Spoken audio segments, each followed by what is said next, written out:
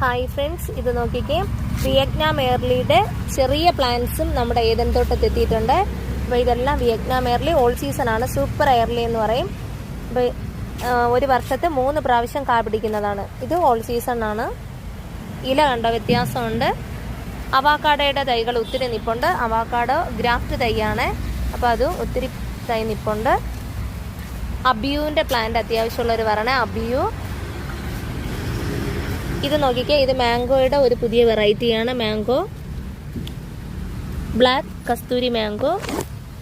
റംബൂട്ടാൻ്റെ 2-3 varieties ഉണ്ട്. N18, E35. Home ഗ്രോണിൻ്റെ സീലോടെ വരുന്നതാണ്. N18 ഉണ്ടോ,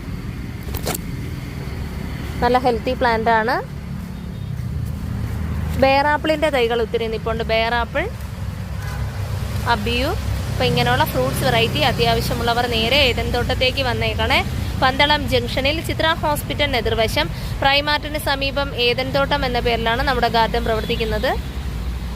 ഓക്കെ, താങ്ക് യു. എൻ്റെ വീഡിയോ കാണുന്നവർ ദയവായിട്ട് സബ്സ്ക്രൈബ് ചെയ്യാനും ഷെയർ ചെയ്യാനും ലൈക്ക് ചെയ്യാനും മറക്കരുതേ. Okay, thank you.